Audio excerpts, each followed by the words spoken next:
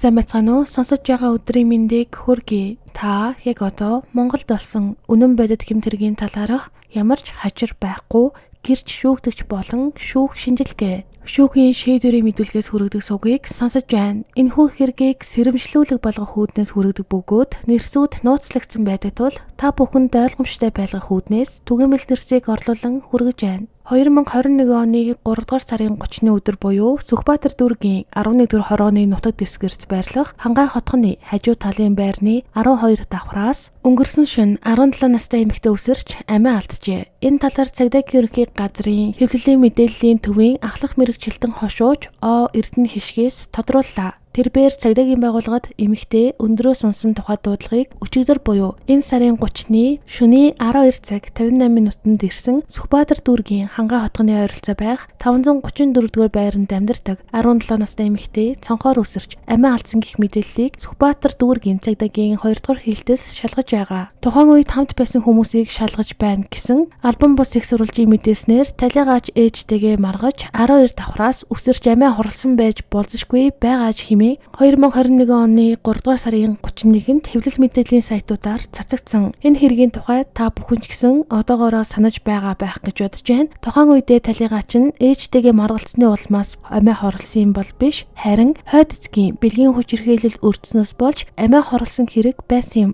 Энэ харамсалтай хэргийг өнөөдөр ярихад бэлэн болсон байна. Ингээд шууд хэрэгтэй орцгоё. Шүүгдэгчийн биеийн байцаалтаас дуртахад шүүгдэгч Сүхбаатар Монгол улсын иргэн 1973 оны 1-р сарын 24-ний өдөр Улаанбаатар хотод төрсөн. Хэрэг болох үед 48 настай байсан эрэгтэй, бүрэн дунд боловсралтай, сантехникч мэргэжилтэй, нэгэн компанид техникийн ажилтан, Хангай хотгонд оршин суух хаягтай. Урьд Сүхбаатар дүүргийн эрүүгийн хэргийн анхан шатны шүүхийн 1999 оны 3 дугаар сарын 9-ний өдрийн 155 дугаартай шийтгэх тогтоолоор эрүүгийн хуулийн тусгай ангийн 126 дугаар зүйлийн 3 дахь хэсэгт зааснаар 1 жил 6 сарын хугацаагаар хорих ялаар шийтгүүлж байсан байна. Холбогдсон хэргийн талаар дуртахад шүүгдэгч Сүхбаатар 2021 оны 2 дугаар сарын 7-ны өдөр өөрийн фэйсбүүкийн цахим хаягаас давар охин болох 17 настай насан туршаагүй хохирогч Мишелийн фэйсбүүкийн хаяг руу би чиний баншинд хилээ хиймээр байна гэсэн мессеж илгээн биеийг нэлж таалах зэргээр бэлгийн харьцаанд орохыг санал болгож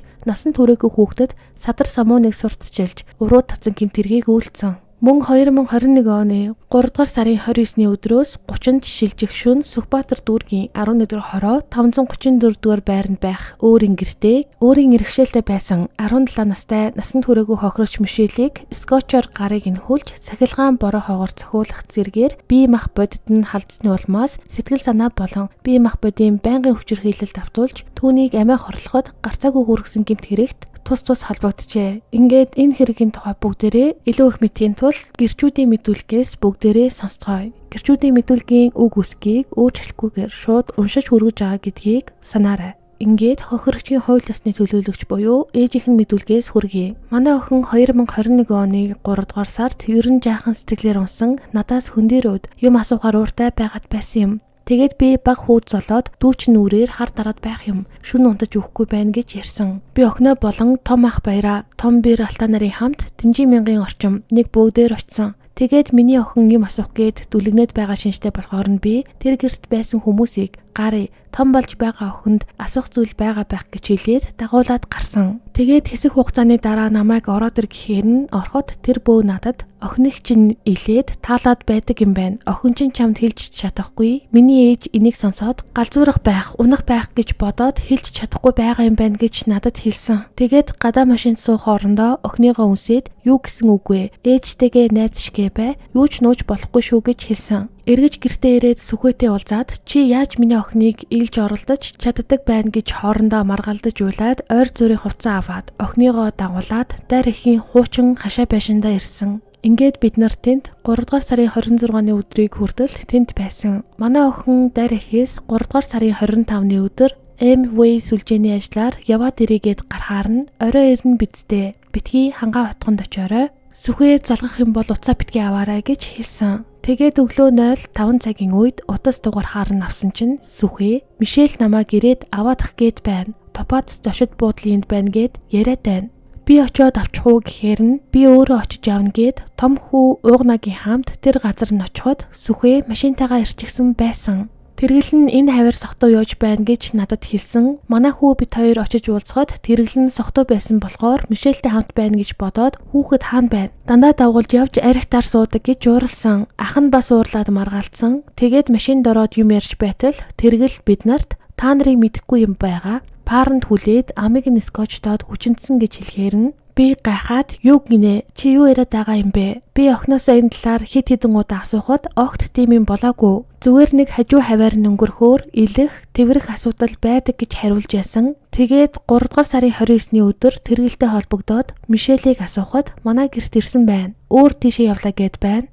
Дүүн яах вэ гэхээр нь яагаад вэ? Угнаа бид хоёр очиод авъя гэхэд дүүн аваад хончхуу. Та санаа зовх уу гэхээр нь үгүй ээ гэж бичээд тэргэлийн гэрт нь 23 цагийн орчимд очисон. Тэгээд тэргэлийн хамт хоёр ахтай нь хамт манай гэрт очиж ярилцахаар яваад гэртээ орж ирсэн. Манай хүү ээжигээ бодолдоо ээж өчнөө хоног чамд санаа зовоод байна. Ярихан байна уу гэж асуусан чинь ээж бид хоёр угаасаа энэ хүнээс бүр мөсөн холбоогоо тасалгаар шийдээ тохирчихсон. Гадуур хонсноо нь миний буруу. Дахиж ийм үйлдэл гарахгүй гээд босож зогсож байгаад биднээс уушлал гуйсан.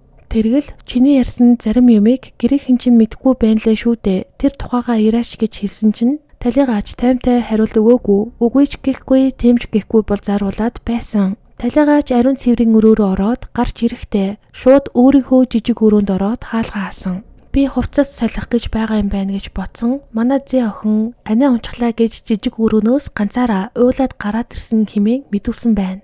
Гэрч зоологийн мэдүүлгээс тэргэлтэй хамт дагуулад 2021 оны 3 дугаар сарын 29-ний орой 23 цаг өнгөрөөгөөд гэрт авчирсан. Гэртээ ирээд дүүгээ яагаад сэтгэлээр унаад байгаа юм? Юу болсон юм гэхэд та нар хойд авийн үгэнд итгэнэ үү? Миний үгэнд итгэнэ үү? Өөрсдөө мэд гэсэн. Миний ярьж байгаа бүх зүйл үнэн. Миний гарыг скотчоор орноос уйж байгаад цахилгаан борохоогоор би дээр цохиж миний бэлэг эргэтэнг толоож чиний бэлэг эргэтэнд лүү чинь хилээ хиймээр байна гэдэг байсан гэж ярьж байсан. Миний дүү Мишель ариун цэврийн өрөө орлоо гэд явсан. Нэх удаагүй 1 минут ч хүрээгүй байж байтал төрсөн ахын хүүхэд болох аминаа анаа цонхоор өсөрчлээ гэд орилоод ороод ирсэн хэмээн мэдүүлсэн байна. Гэрч уугнагийн мэдүүлгээс Мишелийг олж аваад найз залуугийнх нь хамт аваад ээжийн тэрцгээсэн хаагур явж байгаа юм. Ээж сүхөө хоёр салнаа. Чи гадуур дахин явах уу гэх мэтээр ярилцаад Мишель гадуур дотор явахгүйгээд бид хэд ярилцаад ив зүгээ олоод чамаас хамаарахгүйгээр бид нэр өөрсдөө шийдээ. Чи гадуур битгий тэнэд бай гэж ярилцаад байж байтал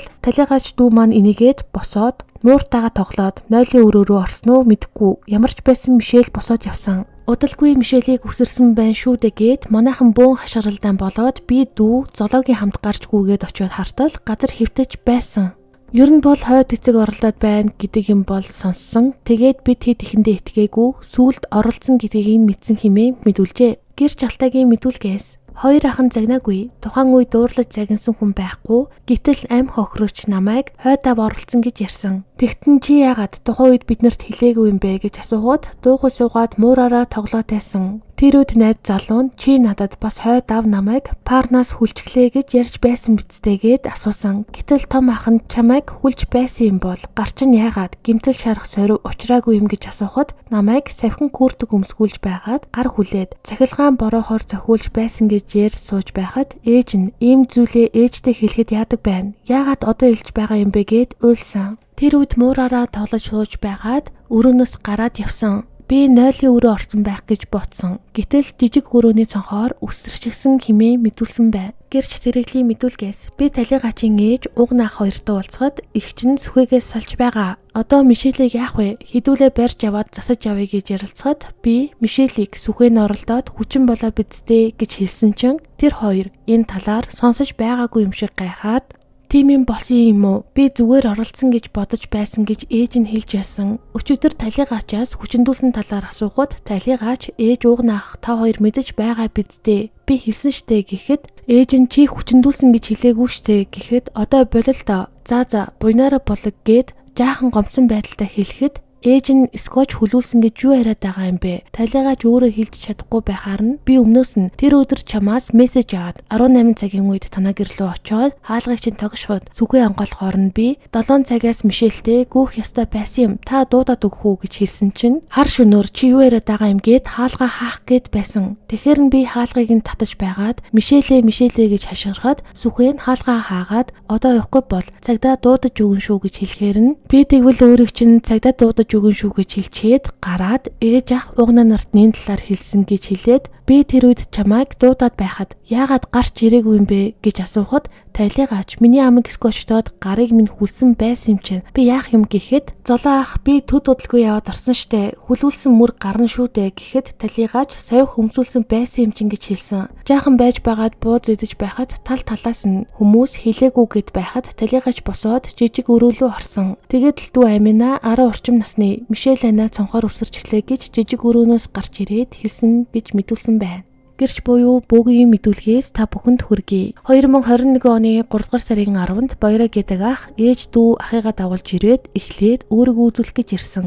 Тэгээд хамгийн сүүлд талигаач ганцаараа онгодтой уулзахад талигаач уйлаад аавтайгаа таарахгүй байна. Хүрхгүй газар хүрээд байна. Ээжэд хэлэх гэхээр ээжийн зүрх дийлэхгүйгээд хэлж чадахгүй байна гэж ярилцсан байсан. Тэгээд онгод мордсны дараа манай түшээ надад талигаач онгодтой ярилцсан талаар ээжэд нь хэл гэхээр нь ээжийг нь дуудаж оруулж ирээд хойд эцэг нь хүрхгүй газар нь ганц 2 удаа хүрдэг юм байна гэхэд ээж нь гайхаад энэ талаар анх удаага сонсож байна гэсэн. Тэгээд охинтойгоо ярилцаад салгаар шийдээд бүтэн сайн өдөр нэрт засал хийлгэнэ гэж хэлээд хамт явсан боловч ирээгүй хэмээн мэдүүлсэн байна. Хохирогч охин хойд эцэг сүхээгийн дарамт айдас хүчирхийлэлтэй холбоотой асуудлыг гэр бүлийнхэн нь сүүлд мэдэж эхэлсэн байдаг. 3 дугаар сарын 29-ны орой ах дүү ээжтэйгээ ярилцаж байх үед охин хойд эцгийн талаар зарим зүйлсийг хэлсэн ч бүрэн тайлбарлаж чадалгүй маш их сандарсан байдалтай байжээ. Удалгүй охин өөрийн өрөөнд орж хэдхэн минутын дараа цонхоор үсэрч амиа алдсан. Шүүхийн шинжилгээний үндэсний хүрээлэнгийн дүнэлтээр талигаач Мишель нь гавлын суур дагс, ясны хугарал, их тарих баг тархины аалзан хальсанд орох тархамалзус харвалт, элэгний урагдал, язрал, 2 уршигны тархамалзус хуралд, цус хуралд гэмтэл улмаас нас барсан. Хөнгөн зэргийн согтолттой, цусанд мансууруулах болон сэтгцэд нөлөөлөх байдас илрээгүй, охин хальс хуж урагдaltaй хэмээн дүгнэлт гарсан. Энэ хэрэг дээр шүүх шинжилгээний хүрээлэнгийн Samsung A52 гар утасны Google Photos хадгалагдсан зургуудыг шалгахад засвар хийгдээгүй мессенжерт бичиж байхад авсан скриншотод болгон тогтоогдсон байна. Энэ бүх нотлох баримтыг шүүх хуралдаанаар хянан үзэхэд нотлогоонууд хоорондоо зөрүүгүй үнэн зөв гэж үзсэн. Эдгээр нотлогооноос харахад шүүгдэгч сүхээ нь өөрийн үйлдэл нь хууль бус гэдгийг мэдсээр байж хохирогч охиныг байнга дарамталж бие махбод сэтгэл санаагаар хүчирхийлж гарыг нь скотчор хүлэх, цахилгаан бороохоогоор цохих зэрэг үйлдэлүүд хийсэн нь охиныг амиа хорлоход хүргэсэн хэмээн шүүх үзсэн. Шүүгдэгч сүхээг эрүүгийн хуулийн тусгай ангийн 14-р зүйлийн нэгдэх хэсэг зааснаар 3 жилийн хугацаагаар хорих ялаар мөн эрүүгийн хуулийн тусгай ангийн 16-гийн 8-р зүйлийн нэгдэх хэсэг зааснаар 6 сарын хугацаагаар хорих ялаар тус шийтгүүлсэн. Гэвч 2021 оны өршөөл үзүүлэх хуулиар түүний 3 жилийн ялаас 2 жилийн ялыг нь хасаж хөнгөлсөн байна. 2021 оны өршөөлт хамрагдах хууль нь ямар хууль байсан бэ гэхээр 2021 оны 7 дугаар сарын 2-нд энэ хууль нь батлагдсан. Энэ хуулийн зорилго нь зарим гэмт хэрэг зөрчил үйлсийн иргэдэд нэг удаа өршөөл үзүүлэх, яш хэтгэлийг хөнгөвчлөх, ялыг хасах, нөхцөл байдлыг өөрчлөх зэрэг боломж олгох хууль юм байна. Хуулийн үйлчлэлд 2021 оны 6 дугаар сарын 24-ний өдрийн 24 цагаас өмнө үлдэгдсэн гэмт хэрэг зөрчил орно гэж заасан учраас уг хуулийн ачаар 2 жилийг хасуулж ялаа хөнгөрүүлжээ. Мөн хүүхдэд садар самууныг сурчилсан гэмт хэрэгт нь 6 сарын 20 ялыг өгсөн байсныг та бүхэн санаж байгаа байх. Тэгээд нийтдээ 3 жил 6 сарын 20 ялаас нь 2 жилийн ялыг нь хасаад 1 жил 6 сарын 20 ялыг биечлэн эдлэхээр болсон. Мөн өмнө нь цагдан хоригдож байсан 6 сар 29 хоногийг энэ ялаас нь хасаж тооцно. Тухайн ялыг нээлттэй хорих ангид эдлүүлэхээр шийдвэрлсэн. Үндсэндээ эдлэхээр болсон 1 жилийн хорих ялаа нээлттэй хорих ангид эдлээд одоо бидний дунд хэвнэг амьдраад алхаад 3 жилийг үдээд 2026 онтой золгох гээд явж байгаа гэж би ойлгосон. Үүнийг сонсож байгаа ээжүүд байвал охтуудтайгаа найз чихэнд нээлттэй үргэлж ярилцаж охиноо харж хандаж байгаарай. Хэрвээ өсвөр насныхан хүчирхийлэлд өртөх юм бол үүнийг нь нуун далтлах биш, төвчж өнгөрөх биш, харин эсэргээр нь шууд илчлэх хэрэгтэй. Хүүхдийн тусламжийн утас болох 108, гэр бүл хүчирхийллийн дуудлага мэдээллийг хүлээн авдаг утас болох 107, мөн цагдаагийн шуурхай дуудлага мэдээлэл хүлээн авах утас 102 руу залгаж тусламж заавал хүсээрэй. Мөн сэтгэл зүйн зөвлөгөө мэдээлэл авахыг хүсэх юм бол 1800 2000 гэсэн дугаар руу залгаж сэтгэл зүгээ хуваалцаж болно. Таны нууцыг чандлан хадгална гэсэн уриатайгаар 1800 2000 утас ажилдаг байгаа шүү. Хууль нь шүүгдэгчийг цээрлүүлж чадаагүй ч гэсэн хизээ нэг өдөр хийсэн хэргийнхээ хариуг заавал амсах байх гэж найдаж байна. Тэгээд дараагийн дугаараар уулзтлаа. Түр баяртай.